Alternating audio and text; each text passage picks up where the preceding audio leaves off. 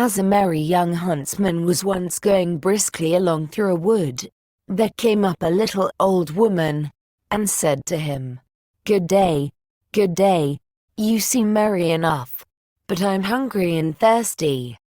Do pray give me something to eat." The huntsman took pity on her, and put his hand in his pocket and gave her what he had. Then he wanted to go his way, but she took hold of him, and said, "Listen, my friend, to what I am going to tell you. I will reward you for your kindness. Go your way. And after a little time you will come to a tree where you will see 9 birds sitting on a cloak. Shoot into the midst of them, and one will fall down dead. The cloak will fall too. Take it. It is a wishing cloak, and when you wear it you will find yourself at any place where you may wish to be. Cut open the dead bird, take out its heart and keep it, and you will find a piece of gold under your pillow every morning when you rise. It is the bird's heart that will bring you this good luck." The huntsman thanked her, and thought to himself, "If all this does happen, it will be a fine thing for me." When he had gone 100 steps or so, he heard a screaming and chirping in the branches over him, and looked up and saw a flock of birds pulling a cloak with their bills and feet, screaming, fighting, and tugging at each other as if each wished to have it himself. "Well," said the huntsman, "this is wonderful. This happens just as the old woman said." Then he shot into the midst of them so that their feathers flew all about. Off went the flock chattering away, but one fell down dead, and the cloak with it. Then the huntsman did as the old woman told him, cut open the bird, took out the heart, and carried the cloak home with him. The next morning when he awoke he lifted up his pillow, and there lay the piece of gold glittering underneath. The same happened next day, and indeed every day when he arose. He heaped up a great deal of gold, and at last thought to himself, "Of what use is this gold to me whilst I am at home? I will go out into the world and look about me." Then he took leave of his friends, and hung his bag and bow about his neck, and went his way. It so happened that his road one day led through a thick wood, at the end of which was a large castle in a green meadow, and at one of the windows stood an old woman with a very beautiful young lady by her side looking about them. Now the old woman was a witch, and said to the young lady, "There is a young man coming out of the wood who carries a wonderful prize. We must get it away from him, my dear child, for it is more fit for us than for him. He has a bird's heart that brings a piece of gold under his pillow every morning." Meantime the huntsman came nearer and looked at the lady, and said to himself, "I have been traveling so long that I should like to go into this castle and rest myself, for I have money enough to pay for anything I want." But the real reason was that he wanted to see more of the beautiful lady. Then he went into the house, and was welcomed kindly, and it was not long before he was so much in love that he thought of nothing else but looking at the lady's eyes, and doing everything that she wished. Then the old woman said, "Now is the time for getting the bird's heart." So the lady stole it away, and he never found any more gold under his pillow, for it lay now under the young lady's, and the old woman took it away every morning. But he was so much in love that he never missed his prize. "Well," said the old witch, "we have got the bird's heart, but not the wishing cloak yet, and that we must also get. Let us leave him that," said the young lady. "He has already lost his wealth." Then the witch was very angry, and said, "Such a cloak is a very rare and wonderful thing, and I must and will have it." So she did as the old woman told her, and set herself at the window, and looked about the country and seemed very sorrowful. Then the huntsman said, What makes you so sad, alas dear sir? Said she. Yonder lies the granite rock where all the costly diamonds grow, and I want so much to go there that whenever I think of it I cannot help being sorrowful. For who can reach it? Only the birds and the flies. Man cannot.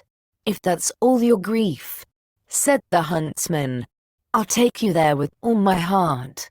So he drew her under his cloak, and the moment he wished to be on the granite mountain they were both there.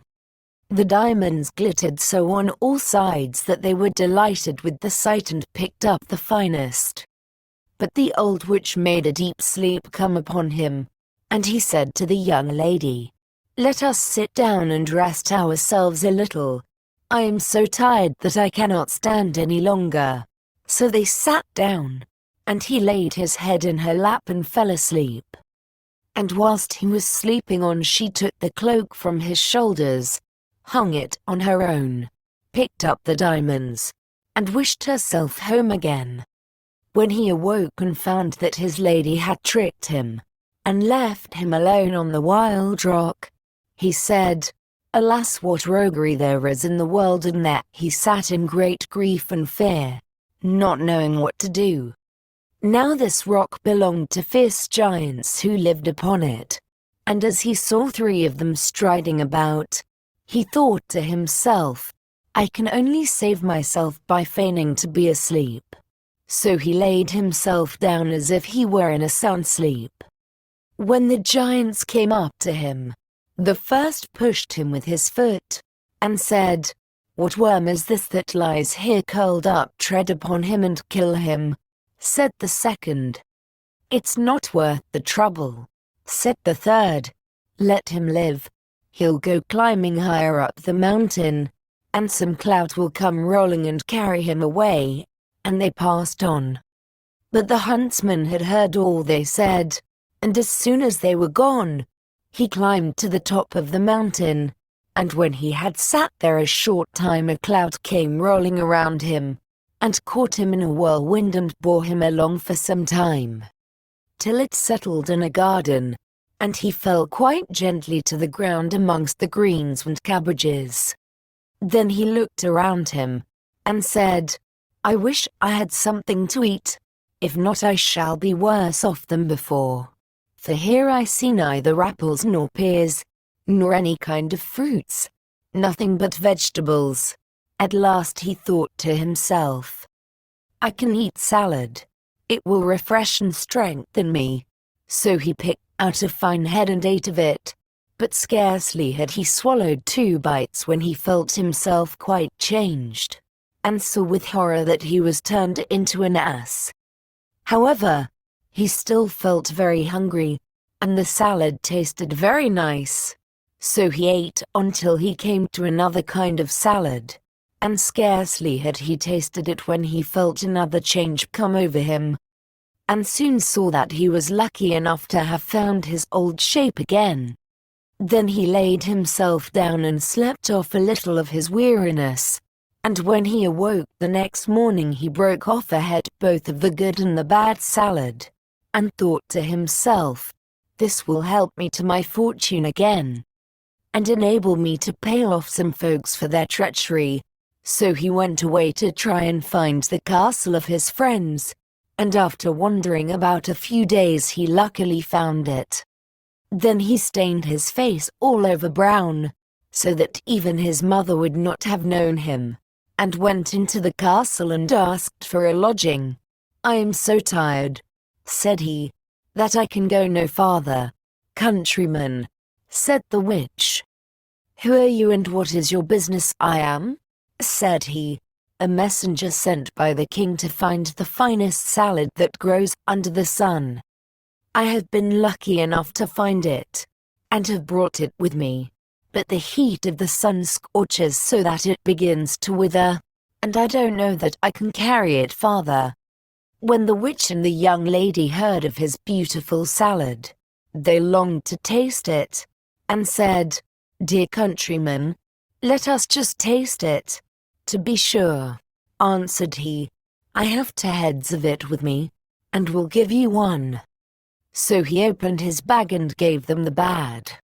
Then the witch herself took it into the kitchen to be dressed, and when it was ready she could not wait till it was carried up, but took a few leaves immediately and put them in her mouth. And scarcely were they swallowed when she lost her own form and ran braying down into the court in the form of an ass. Now the servant maid came into the kitchen, and seeing the salad ready, was going to carry it up, but on the way she too felt a wish to taste it as the old woman had done, and ate some leaves. So she also was turned into an ass and ran after the other, letting the dish with the salad fall on the ground.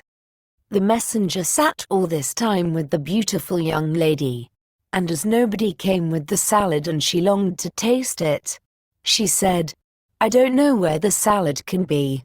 Then he thought something must have happened, and said, "I will go into the kitchen and see." And as he went he saw 2 asses in the court running about, and the salad lying on the ground. "All right," said he, "those 2 have had their share." Then he took up the rest of the leaves, laid them on the dish and brought them to the young lady, saying, "I bring you the dish myself that you may not wait any longer. So she ate of it, and like the others ran off into the court braying away. Then the huntsman washed his face and went into the court that they might know him. "Now you shall be paid for your roguery," said he, and tied them all 3 to a rope and took them along with him till he came to a mill and knocked at the window. "What's the matter?" said the miller. "I have 3 tiresome beasts here," said the other. "If you will take them, give them food and room, and treat them as I tell you, I will pay you whatever you ask." "With all my heart," said the miller. "But how shall I treat them then?" the huntsman said. "Give the old one stripes 3 times a day and hay once. Give the next, who was the servant maid, stripes once a day and hay 3 times. And give the youngest, who was the beautiful lady, hay 3 times a day and no stripes," for he could not find it in his heart to have her beaten.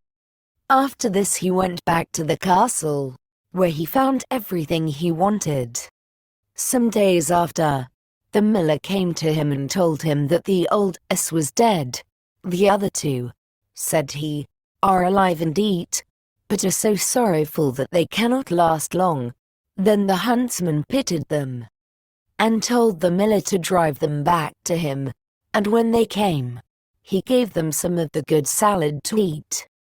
And the beautiful young lady fell upon her knees before him, and said, "O dearest huntsman, forgive me all the ill I have done you.